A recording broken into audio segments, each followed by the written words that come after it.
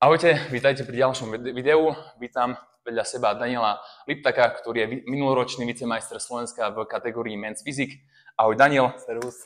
Ahoj, ahoj. Ďakujem, že si prijal pozvanie na tento tréning. Ten tréning bol fakt, že dobrý, ešte teraz cítim ruky, možno ešte nejaká pumpa tam je. A čo sa ťa dnes budem pýtať, budeme vám prebrať nejaké otázky ohľadom výživy, stravy, cvičenia a možno pár otázok ohľadom života. Takže začal by som cvičením. Ako si sa dostal k cvičeniu?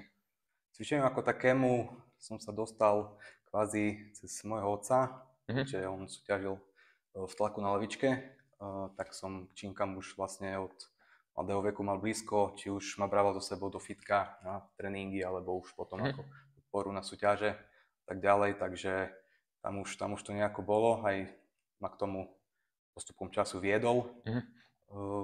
Vlastne celkovo taký najväčší zlom alebo zvrat, čo sa týka cvičenia, kulturistiky a týchto vecí, vlastne bolo v mojich 14 rokoch, kedy ma vlastne brat prehovoril, nakoľko už aktívne on vtedy súťažil, bol už aj majster Slovenska v kulturistike, že poď so mnou, už máš taký vek, že trošku by si mohol začať dvíhať tie činky, jedno s druhým.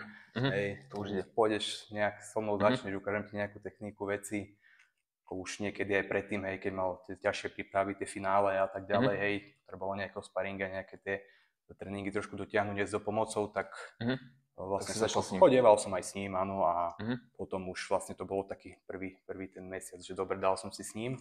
Takže v podstate cvičíš už koľko rokov? No, cvičím kvázi, teraz mám 28 rokov, cvičím od 14, takže nejakých už... Polovicu života. No, nejaká polovička života je tam a vlastne potom to už tak začalo, že ten mesiac som si zacvičil s ním, poukazoval mi nejaké základy, veci, techniku a tak ďalej, no a potom som chvíľu cvičoval sám a kvázi s spolužiakom, s najlepším kamarátom sa ťahali, hej, vždycky to už ste začínali. Nejaký tréning, niečo tak, hej, a už potom nejaké tie asi 3 mesiace som to tak ťahal, no a...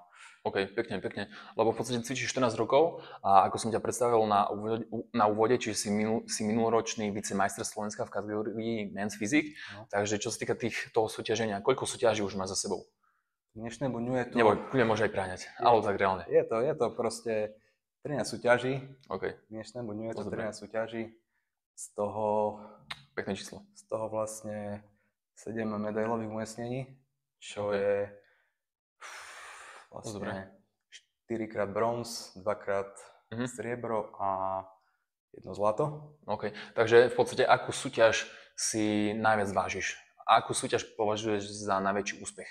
Tak ono vždycky, hej, keď sa podarí tá forma, keď vlastne to človek dá zo seba to maximum a naozaj je sám so sebou spokojný, ako vyzerá na tom pódiu, tak vždycky je to úspech.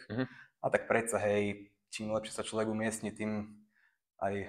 Typujem asi vtedy, keď si vyhral zlato, nie? Tak áno, zlato je zlato. Keď si najlepší, presne. tak best of best, no. Tak, presne, tak ostať sám, posledný vlastne na tom pódiu, hej, keď už vyhráš to zlato, tak ten pocit je fakt, bol asi taký najviac emotívny zažitok, čo ja som ako sám v živote zažil.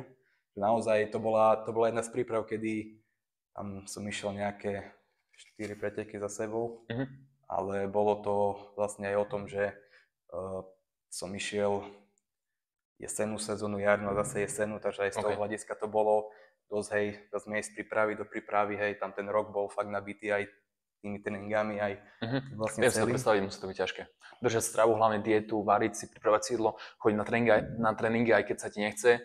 Niekto by povedal, že to nič není, ale človek, keď si to vyskúša, fakt, že je v diete, keď má toľko málo energie, že nedokáže ani držať rovný chrbát, tak je to ako fakt, že zaberák, je to záhul na telo. Ale ty vole, 13 súťaží. Takže súťažné úspechy máme za sebou. Teraz prezrať tvoje tajomstvo, ako cvičíš a ako trénuješ. Akého tréningového štýlu a stravovacieho štýlu si zastáca? Čiže carnivore, paleo, keto alebo pri tréningoch či cvičíš ako Dorian Yates alebo ako Ronnie Coleman alebo viac to pumpuješ? Čo ja sa skôr riadím tým heslom stimuluj, ale neznič, hej, takže viac menej každá príprava je v niečom špecifická, hej, vždycky ide o to, na aké slabiny sa chceš zamerať, aj tam sa dosť odvíja aj od toho vlastne, do akej kategórii ideš súťažiť, hej. Základ je vždycky, hej, vlastne začiatok tej prípravy, pozrieť sa na to, hej, s trénerom prejsť si, čo chceme zlepšiť, ako chceme zlepšiť. Potom už postupne vlastne sa na tom pracuje, hej. Hej. Čo sa týka stravy, tak tam tiež doteraz ja som akože zastanca celkovo skôr tej nízkosacharidovej diety, to mi tak ako pasuje. Bielkoviny, tuky, menej sacharidov. Tak. Hrať sa skôr s tými sacharidmi, to vidíme na sebe, hej, vlastne hlavne v tých finálových fázach tam veľa urobí, hej, sa to veľa odráža na tej forme, hej, že áno, tie tréningy sú ťažšie bez sacharidov celkovo, to fungovanie, ale na druhej strane má to aspoň na mňa veľmi dobrú efektivitu, hej, že vidím vlastne, čím menej aj tých sacharidov tam príjmam, tak potom už tá forma je lepšia. Hej. Samozrejme, skôr sa hrám tam s tými tukmi a bielkoviny viac menej ostávajú, po prípade trošku sa navýšia, hej, aby tam nebol taký ten kategórický. Určite telo, keď má menej sacharidov, tak predsa tie svaly inak vyzerajú, to percento tuku je nižšie a potom trošku chýba ten možno glykógen, hej, že tie svaly nie sú až tak plné, ale potom ideš na tú súťaž, no tak tam máš nejakú super kompenzáciu, čiže tie svaly naplníš, hej, čiže v podstate to ti sedí najviac na tvoje telo. Sedí mi to najviac vlastne takto, tak sa spoznal. Áno, že vlastne aj v tej finálnej fáze niekedy proste väčšinou ideš, hej, naozaj tie nulky, hej, ten posledný týždeň sú tam kvázi akože najťažší, hej, žmýkaš tie svaly, aby si vlastne ten glykógen čo najviac vyprázdnil a potom to vlastne naplníš, hej.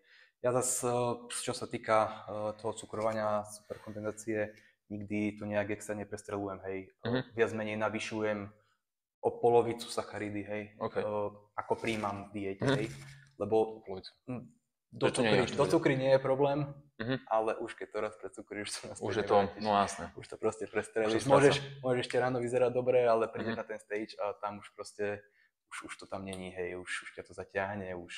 A keď spomeniem ešte tie silové tréningy, tak čo ti pomáha najviac na regeneráciu po ťažkých silových tréningoch? Tak tam je to taký základ, hej, samozrejme ten proteín nejaký kvalitný, hej, dnes už máme kvázi už máš proteín. Čiže bielkoviny v podstate, doplnky výživy. Áno, to určite. Hlavne, hej, s vodou po tom tréningu, aby sa to rýchlo vstrebávalo celkovo v tej diete tam s vodou, hej. Tie bielkoviny. Menej. Či rieši nejaké, ja neviem, saunu, otúžovanie, alebo fyzioterapeuta, alebo spánok dlhý, prípadne nejaké fakt, že špecifické doplnky výživy? Tam akurát ešte tie BCAčka by som spomenul, hej. Nejaké tie aminokyseliny, samozrejme, tá sauna, tá regenerácia musí byť, hej. Čiže nejaké tie masáže, ten wellness. Často využijem hlavne ten wellness, výrivka, tieto veci. To mi celkom aj tak pasuje, tie sauny a tak, hej, hlavne tá infra. A takto väčšinou to riešim a plávanie je tiež veľmi dobré. To ti najviac pomáha. Áno, to aj ponaťahuje tie svaly, aj vlastne celkovo človek sa lepšie cíti. Je to, niekedy to zapájam kvázi aj v rámci kardia, hej, že si to zamením, neidem teraz, hej, 30 minút nejaké schody, nejaký pás, idem si zaplávať, dám si tam dĺžky nejaké, dám si to tam na čas. Že taká aktívna regenerácia. Áno. To ti pomáha. Ako niekto, dajme tomu, len chodí, sa prichádza, niekto dá si fakt, že ľahký beh, takže to som aj ja zistil u seba, že mne najviac pomáha, ako prvý bod je spánok, to je gro u mňa. Jasne. A potom buď plávanie, alebo nejaká aktívna prechádzka, vieš, toto u mňa pasuje. Ale spánok, to je tiež vlastne základ, takže určite aj spánok. Takže ešte keď sme pri tých tréningoch, tak mi napadla otázka, že aké sú tvoje maximálky na drepe, bench press, mŕtvy ťah. Ako viem, že netrenuješ, ako nie si spierač, čiže ideš skôr budovať ten objem než silu, ale len tak skús tipni. Alebo, no nie, že tipni, ale boli samozrejme časy, kedy som akože, bol mladší, samozrejme tam sa pretekali kto koľko, ako jak dvihne a tieto veci, tak tam mám nejaké, maximálky, neviem, nejakých 130 na bench. 170 mŕtvy ťah a nejakých okolo 150 na drep. Samozrejme, potom už viac menej malo to taký negatívny dopad vždycky, keď som išiel nejak na tie maximálky alebo niečo, tak išlo nejaké to ľahké zranenie a to vlastne v príprave a tak ďalej, to týždeň, dva si a to naozaj sa to neopláti, takže už som teraz skôr ako keby dozrel, že už radšej... Aby si sa nezranil. Radšej celkovo aj v tej príprave.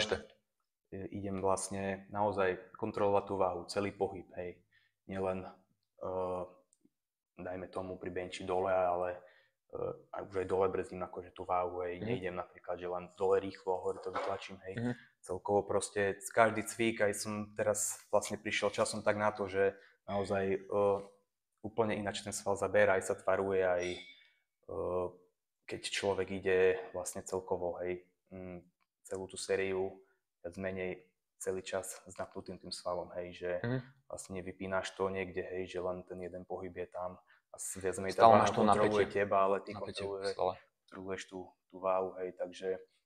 Ale veľa ľudí robí to, že nejdu iba jednu sériu po 12 opakovaní, ale idú 3 série po 4 opakovania. Že dajú fakt, že idú biceps, dajú 4 opakovania, potom, že to len trošku vydýchajú dole, ten sval uvoľnia, vystrú lakeť, ten biceps stráca napätie a potom dáme tomu ďalšie 4 opakovania. Čiže 3 série po 4 opakovania. Pritom by to malo byť iba jedna séria po 12 opakovaní. Na tie veľké svalové partie by sa mali ísť nejaké tie 4 cviky po 4 série, hej.